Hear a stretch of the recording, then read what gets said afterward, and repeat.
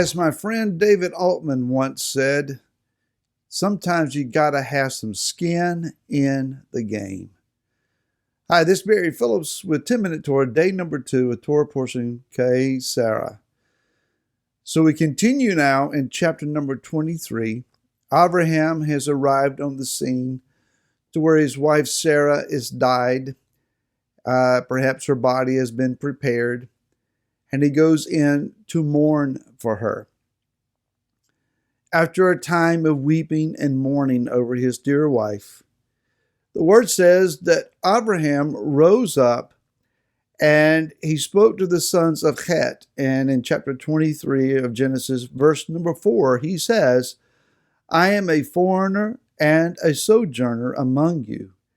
Give me property for a burial site among you, so that I bury my dead from my presence. Now, his request is for a piece of land. I think he intended all along to make a purchase of this land. The sons of Het say to him, You are a prince of Elohim among us. Bury your dead in the choicest of our burial sites. None of us withholds from you his burial site from burying your dead. Now, obviously, Abraham has gained quite a bit of favor among these people. He is one who has walked among them with great integrity. He has not sought to make war on them. He has not been an instigator of issues among them. He's not stirred things up in trying to convince them that his theology is better than theirs. Think on that. But rather now he has earned great respect and great trust. So he says, I am a foreigner and a sojourner. Another way of saying this is, I am a stranger and a resident, or an alien and a resident. He has dual status among them. He recognizes, yes, I came here from somewhere else. I am a come here. But I've also been here long enough that I have become part of this community. I have invested in this community. And now, with his wife's need of being buried, he seeks to make an investment. Now, the offer is made to him in verse number 11, where Ephron says, I shall give you the field and the cave that is in it. I shall give it to you in the presence of the sons of my people. I shall give it to you, bury your dead. 3 times in that verse, he says, I give you the land. Now, why would he be so anxious to give the land? If a purchase is made, then an official transference of ownership needs to be declared, decreed. It needs to be recorded. In other words, if Abraham buys the land, he is the sole owner of the land, and he holds title deed to the land. This is important. He's not just using someone else's cave and a field that they are loaning to him, but rather he pays 400 shekels of silver, somewhere in today's economy around the price of $250,000 for a field and a cave. Now, he only wanted the cave, but the man would not sell him the cave without the field. He bought whatever he needed to buy in order to hold title deed to the land.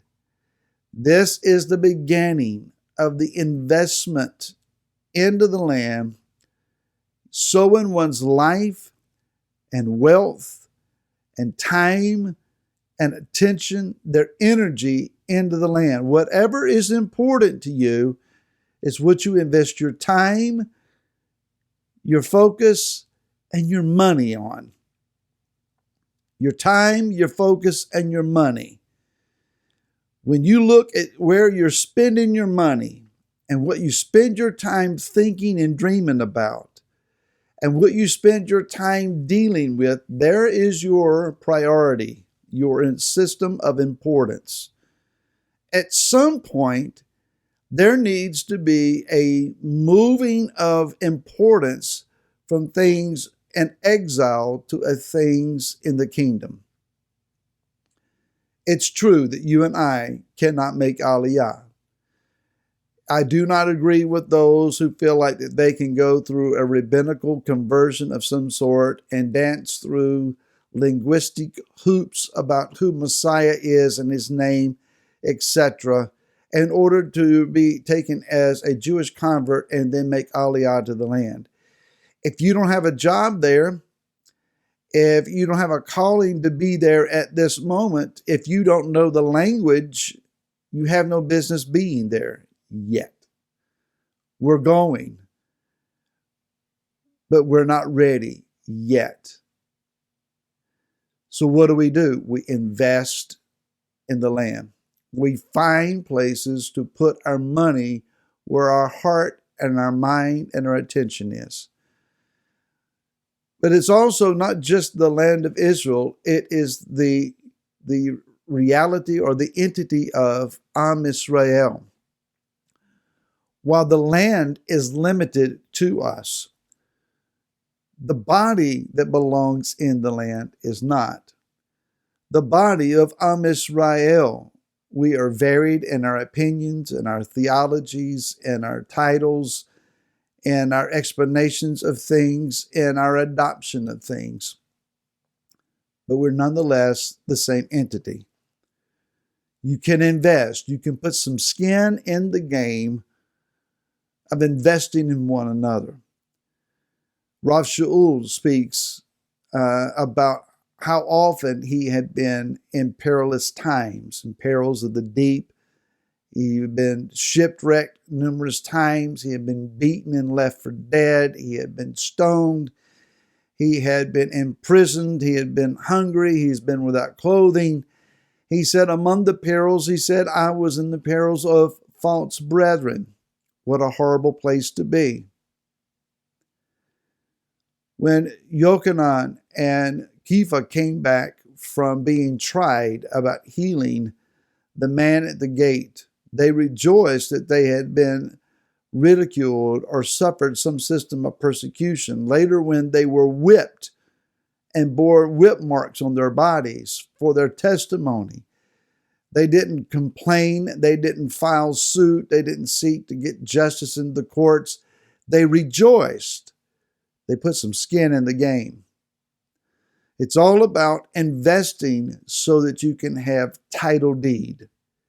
It's when you've shed blood and some sweat and some tears. It's when you put your energy in it. You put your hand to the plow and you push forward and you didn't look back. It's when your walk has cost you something and you've had to endure something.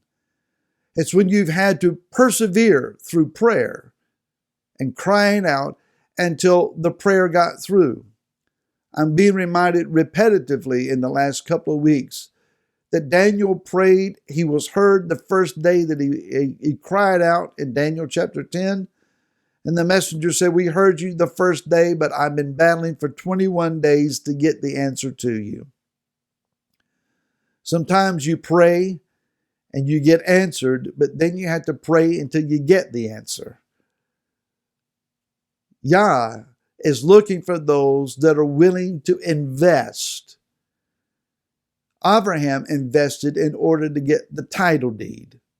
He wanted to own the place where he buried his wife, where he himself would be buried, where Yitzhak and Rivka would be buried, and where Yaakov and Leah would be buried.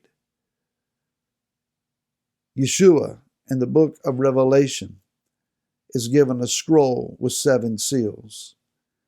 One train of thought says that it's the title deed to the land of inheritance. And as he breaks those seals and the repercussions take place in the earth, it's all releasing a system of gaining what you hold title to. We'll talk more about that maybe tomorrow. And until then, shalom.